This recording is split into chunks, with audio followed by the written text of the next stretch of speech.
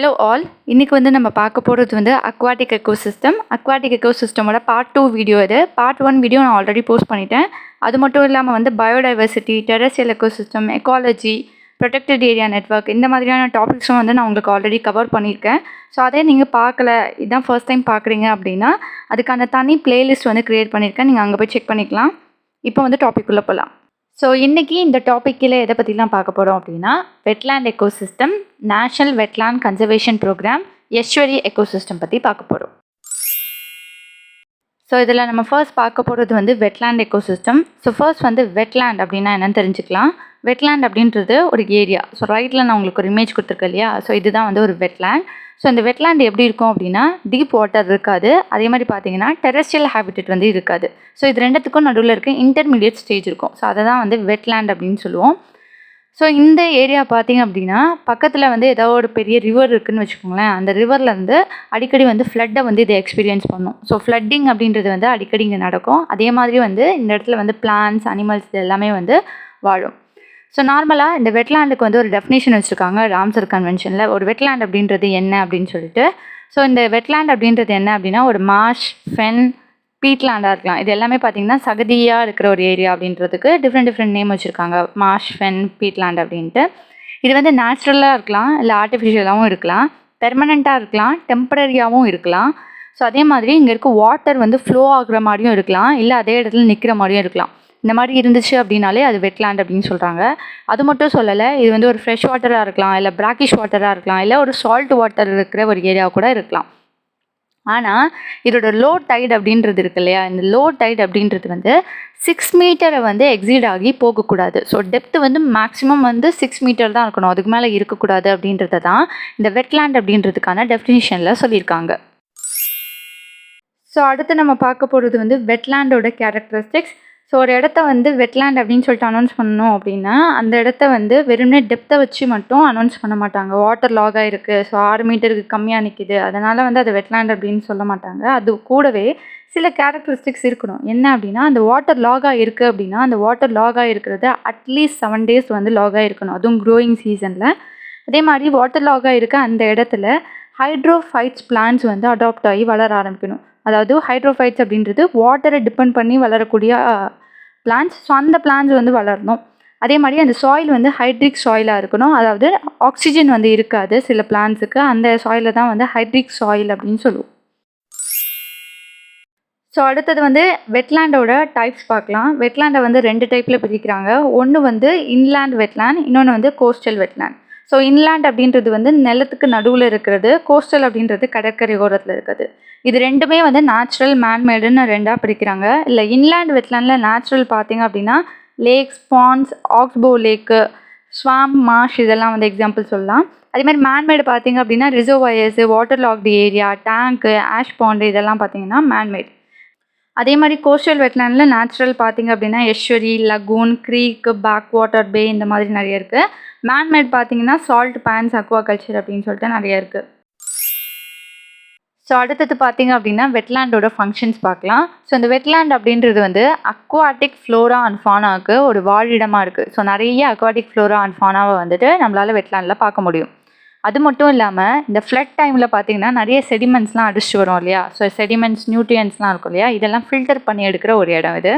So இதனால் நியூட்ரியன் recycle ஆகுது இந்த இடத்துல, வாட்டர் வந்து ப்யூரிஃபிகேஷன் நடக்குது, ஃப்ளட்டை மிட்டிகேட் பண்ண முடியுது. அதே மாதிரி பார்த்திங்க அப்படின்னா இந்த இடத்துல வாட்டர் வந்து ஸ்டாக்னன்ட் ஆகி நிற்கும் இல்லையா. ஸோ அப்படி நிற்கும்போது கிரவுண்ட் வாட்டரும் பார்த்திங்கன்னா ரீசார்ஜ் ஆகுது.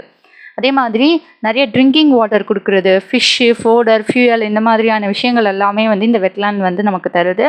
ஸோ டூரிசம் ஆக்டிவிட்டிலையும் பார்த்திங்க அப்படின்னா இது வந்து ஒரு முக்கியமான பங்கு வகிக்குது அப்படின்னு சொல்லலாம். ஏன்னா நிறைய பீப்புள் வந்து இந்த இடத்த வந்து அழகாக இருக்குது அப்படின்றதுக்காக பார்க்க வருவாங்க. ஸோ இதனால் வந்து அந்த இடத்துல இருக்க லோக்கல் பீப்புளோட வாழ்வாதாரம் அப்படின்றது வந்து இதை நம்பி வந்து இருக்குது அப்படின்னு சொல்கிறாங்க.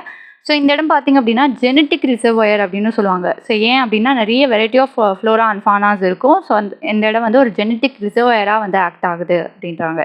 ஸோ அதே மாதிரி பார்த்திங்க அப்படின்னா இந்த வெட்லேண்ட் அப்படின்றது வந்து டெப்ளீட் ஆகிட்டே வருது. இதுக்கான ரீசன் என்ன அப்படின்னு பார்க்கும்போது நிறைய லேண்டை, இந்த வெட்லேண்டை என்ன பண்ணுறாங்கன்னா அக்ரிகல்ச்சர் பர்பஸ்க்காக மாற்றிட்டு வராங்க. ஸோ ஓவர் கிரேசிங் நடக்குது. அது மட்டும் இல்லாமல் இந்த பெட்டிலேருந்து சாண்டை ரிமூவ் பண்ணி எடுக்கிறாங்க, அக்வாகல்ச்சருக்காக யூஸ் பண்ணுறாங்க. அது மட்டும் இல்லாமல் டீஃபாரஸ்டேஷன், இந்த இடத்த வந்து அழிக்கிறது அப்படின்றதுனால, அதாவது அர்பனைசேஷன் ப்ராசஸ்க்காக இந்த இடத்தெல்லாம் அழிக்கிறாங்க இல்லையா? ஸோ இந்த மாதிரி அழிக்கும்போதும் இந்த வெட்லேண்ட் அப்படின்றது வந்து டிஸ்ட்ரக்ட் ஆகுது. பொல்யூஷனும் வந்து இதில் வந்து மேஜர் ரோல் பண்ணுது. அண்ட் கிளைமேட் சேஞ்சும் பார்த்தீங்க அப்படின்னா மேஜர் ரோல் பண்ணுது இதில். இப்போ இந்த வெட்லேண்டை வந்துட்டு கன்சர்வ் பண்ணுறதுக்காக என்னென்ன பண்ணலாம் அப்படின்னா, நேச்சுரலாக ஒரு இடத்துல வந்து ரீஜெனரேட் ஆகுது அப்படின்னா அதை பாதுகாக்கிறதும் நம்மளோட கடமை. இதுக்கேற்ற மாதிரி அவேர்னஸை வந்து பீப்புள் கிட்ட கொண்டு போய் சேர்க்கணும். அதில் இருக்க மண்ணை வந்து நம்ம கன்சர்வ் பண்ணணும், வீடை கண்ட்ரோல் பண்ணணும், அதே மாதிரி மரங்களை வந்து நடணும். ஆர்டிஃபிஷியலாக கூட நம்ம ரீஜெனரேட் பண்ணலாம்.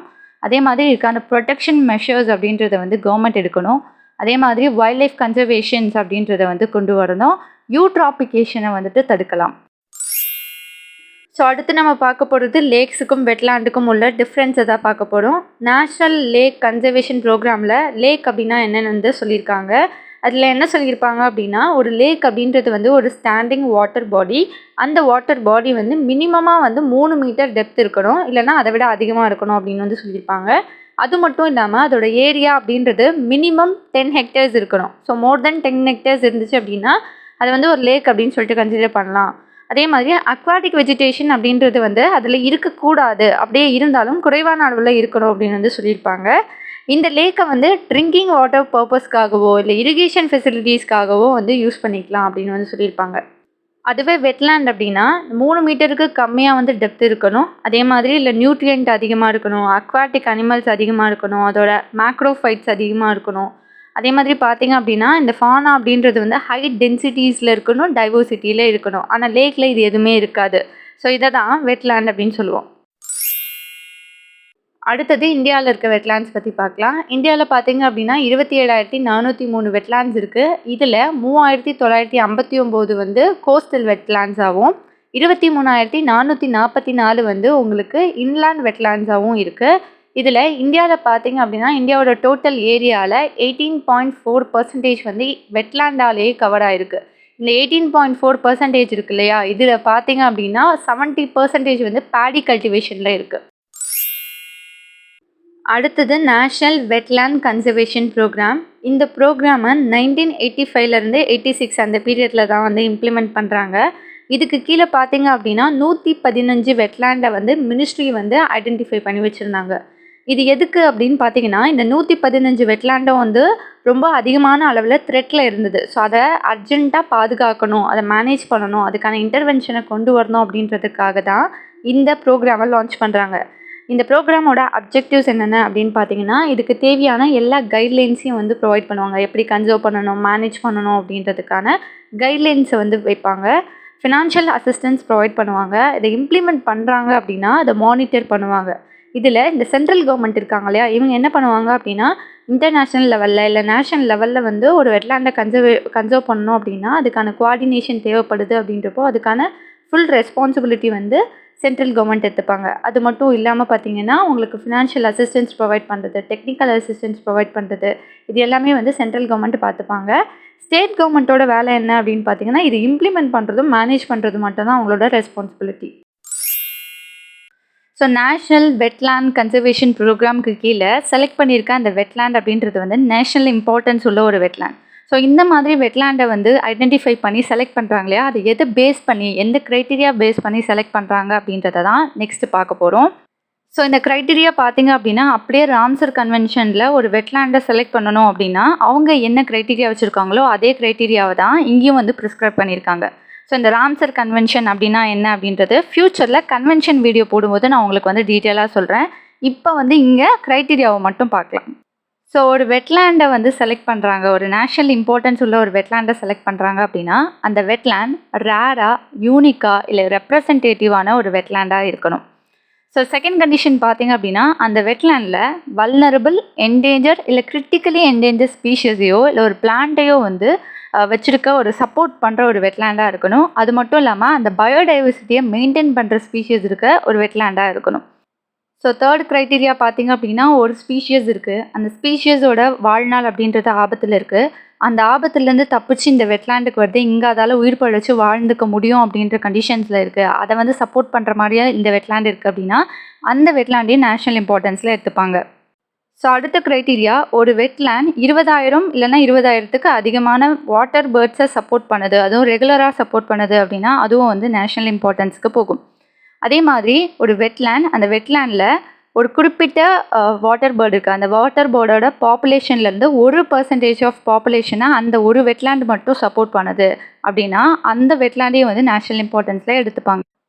ஸோ அடுத்த க்ரைட்டீரியா பார்த்தீங்க அப்படின்னா, எங்கேயும் பார்க்க முடியாத மீன் வெரைட்டிகளை வந்து நீங்கள் எங்கே பார்க்கலாம், இங்கே மட்டும்தான் இந்த மாதிரியான மீனை வந்து பார்க்க முடியும் அப்படின்ற மாதிரி ஒரு வெட்லேண்ட் இருக்குது அப்படின்னா ஸோ அந்த வெட்லேண்டு வந்து நேஷ்னல் இம்பார்ட்டன்ஸுக்கு போகும். அதே மாதிரி ஒரு wetland food, water, echo tourism தருது, இல்லை சீனிக் வேல்யூஸ் ப்ரொவைட் பண்ணுது, எஜுகேஷனல் ஆப்பர்ச்சுனிட்டிஸ் ப்ரொவைட் பண்ணுது, ஹிஸ்டாரிக்கல் ஆர் ரிலீஜியஸ் சைட்ஸாக இருக்குது, மைக்ரேட்டரி பாத்தாக இருக்குது அப்படின்னா இந்த மாதிரியான வெட்லேண்டையும் பார்த்தீங்க அப்படின்னா நேஷ்னல் இம்பார்ட்டன்ஸுக்கு போகும். ஸோ அடுத்து நம்ம பார்க்க போகிறது வந்து எஸ்டுவரி எக்கோசிஸ்டம். இந்த எஸ்டுவரிஸ் அப்படின்றது என்ன அப்படின்னா, ரிவரும் சீயும் எங்கே வந்து மீட் ஆகுதோ அந்த இடத்த தான் நம்ம என்னென்னு சொல்லுவோம்னா எஸ்டுவரிஸ் அப்படின்னு சொல்லுவோம். ஸோ இங்கே பார்த்தீங்க அப்படின்னா ரிவர்லேருந்து வர்றது வந்து ஃப்ரெஷ் வாட்டர், அதே மாதிரி சீயில் இருக்கிறது வந்து சால்ட் வாட்டர். இது ரெண்டுமே பார்த்தீங்க அப்படின்னா இங்கே இன்டர்மிக்ஸ் ஆகும். அதே மாதிரி இதுதான் வந்து ரொம்ப மோஸ்ட் ப்ரொடெக்டிவ் ரீஜன் அப்படின்னு சொல்லலாம். ஏன் அப்படின்னா அவங்களுக்கு வந்து ரிவர் வாட்டர் வந்து ஃப்ரெஷ் வாட்டர், ஸோ அதை நம்பி இருக்க ஸ்பீஷீஸும் இங்கே இருக்கும். ஸோ அதே மாதிரி வந்து சீ அப்படின்றது வந்து உங்களுக்கு சால்ட் வாட்டர், அதை நம்பி இருக்க ஸ்பீஷீஸும் இங்கே இருக்கும். ஸோ இது ரெண்டும் மிக்ஸ் ஆகும்போது பிராக்கிஷ் வாட்டர் ஃபார்ம் ஆகும். ஸோ சால்ட் கண்டென்ட்டை டிபெண்ட் பண்ணி தான் ஒவ்வொரு வாட்டருக்கும் ஒரு பேர் வைக்கிறாங்க இல்லையா. ஸோ பிராக்கிஷ் வாட்டரும் இருக்கும், பிராக்கிஷ் வாட்டரை நம்பி இருக்க ஸ்பீஷீஸும் இங்கே இருக்கும். ஸோ இதுதான் வந்து மோஸ்ட் ப்ரொடெக்டிவ் ரீஜன் அப்படின்னு சொல்லுவாங்க. அதே நேரத்தில் மோஸ்ட் பாப்புலேட்டட் ஏரியாவும் இது தான்.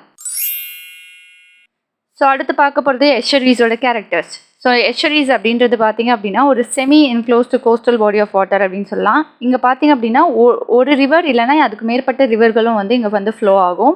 அண்ட் நெக்ஸ்ட்டு பார்த்திங்க அப்படின்னா இந்த ரிவர் வந்து ஓஷனோடையோ இல்லை ஒரு சீயோடையோ ஒரு ஓப்பனான ஒரு கனெக்ஷனை வச்சுருக்கு.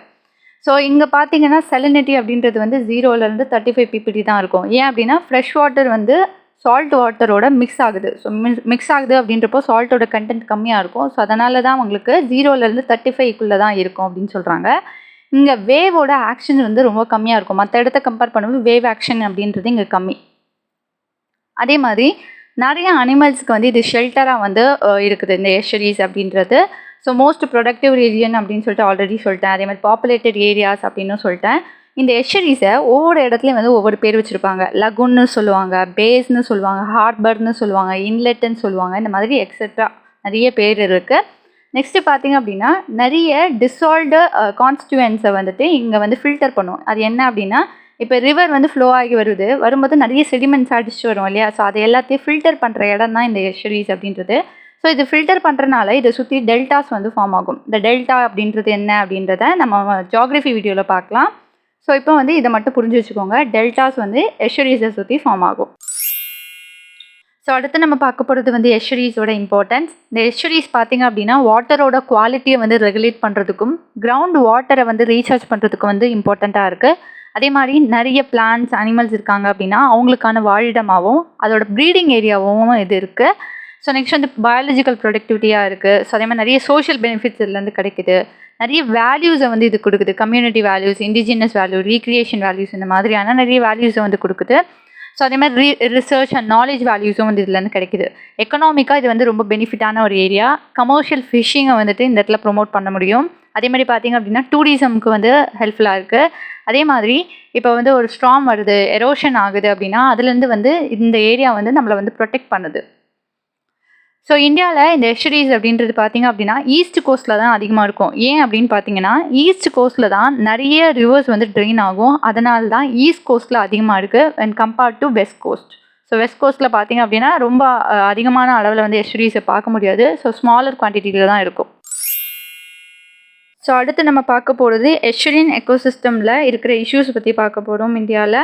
இல்லை ஃபர்ஸ்ட் வந்து வாட்டர் ஃப்ளோ அப்படின்றது பார்த்திங்கன்னா சில டைமில் ரெக்வயர்டு அமௌண்ட்டை விட அதிகமாகவும் இருக்கும், சில டைம் கம்மியாகவும் இருக்கும். இந்த மாதிரி இருக்கிறனால அந்த இடத்தோட ப்ரொடக்டிவிட்டி அப்படின்றது வந்து பாதிக்கப்படுது. ரெண்டாவது பொல்யூஷன் அதிகமாக இருக்கிறனால அந்த வாட்டரோட குவாலிட்டி அப்படின்றது அஃபெக்ட் ஆகுது. இதனால் அந்த இடத்துல இருக்கிற ஸ்பீஷியஸ் அப்படின்றது வந்து அழிஞ்சு போகிறதுக்கு வாய்ப்புகள் இருக்குது. மூணாவது பார்த்திங்கன்னா ரீக்ரியேஷன் அண்ட் டூரிசம் ஆக்டிவிட்டீஸ். இல்லை போட்டிங்காக சேஞ்ச் பண்ண போகிறாங்க, நேவிகேஷனுக்காக சேஞ்ச் பண்ண போகிறாங்க, இல்லை ஃபிஷ்ஷிங்காக சேஞ்ச் பண்ணுறாங்க அப்படின்றப்போ வந்துட்டு அந்த இடம் வந்து அஃபெக்ட் ஆகும். ஸோ ஃபோர்த் ஒன் பார்த்திங்க அப்படின்னா போர்ட்ஸ் அண்ட் ஷிப்பிங். இந்த ஈஸ்வரிஸை வந்துட்டு ஷிப்பிங்காகவோ இல்லை போர்ட்ஸாவோ மாற்றுறாங்கன்னு வைங்களேன், இந்த எக்கோசிஸ்டமே வந்து ஃபுல்லாக டேமேஜ் ஆகும். ஸோ இப்படி டேமேஜ் ஆகும்போது அந்த இடத்துல இருக்க ஸ்பீஷீஸும் வந்து அழிஞ்சு போகும். ஸோ ஃபிஃப்த் ஒன் பார்த்திங்கன்னா லேண்ட் யூஸ். இந்த லேண்டை வந்து வேறு ஒரு பர்பஸ்க்காக மாற்ற போகிறாங்க, அர்பனைசேஷன் பண்ண போகிறாங்க, இல்லை அக்ரிகல்ச்சருக்காக யூஸ் பண்ண போகிறாங்க, இல்லை மைனிங்காக யூஸ் பண்ண போகிறாங்க, இல்லை வந்து வேஸ்ட்டை டம்ப் பண்ணுற ஒரு இடமா வந்து யூஸ் பண்ண போகிறாங்க அப்படின்னா இந்த இடம் வந்து டோட்டலாக வந்து அஃபெக்ட் ஆகும். ஸோ அடுத்தது பார்த்திங்கன்னா கமர்ஷியல் ஃபிஷ்ஷிங்காக யூஸ் பண்ண போகிறாங்க, அக்வாகல்ச்சராக மாற்ற போகிறாங்க அப்படின்றப்போ கூட இந்த இடம் வந்து அஃபெக்ட் ஆகும். கிளைமேட் சேஞ்சு கூட அஃபெக்ட் பண்ணுது. கிளைமேட் சேஞ்ச்னால வந்து பனிப்பாறைகள் உருகி அந்த சீ லெவல் அப்படின்றது வந்து இன்க்ரீஸ் ஆகுது இல்லையா, இந்த மாதிரி ஆகும்போது இந்த எஸ்டரீஸ் அப்படின்றது வந்து முழுகி போகலாம். ஸோ முழுகி போகிறதுனால வந்துட்டு இந்த இடம் அஃபெக்ட் ஆகலாம். ஸோ இதோட இந்த வீடியோ முடியுது. நெக்ஸ்ட் வீடியோவில் அடுத்த டாபிக் பற்றி பார்க்கலாம். இந்த வீடியோ உங்களுக்கு ரொம்ப யூஸ்ஃபுல்லாக இருக்குது, உங்களுக்கு ரொம்ப பிடிச்சிருக்கு அப்படின்னா உங்கள் ஃப்ரெண்ட்ஸ் எல்லாருக்கும் ஷேர் பண்ணுங்கள். அண்ட் மறக்காமல் எங்கள் சேனலை சப்ஸ்கிரைப் பண்ணிவிடுங்க, லைக் பண்ணுங்கள். உங்களோட நிறைகள் குறைகள் ஏதாவது இருக்குது அப்படின்னா அது கமெண்ட் பாக்ஸில் சொல்லுங்கள். தேங்க்யூ ஃபார் வாட்சிங்.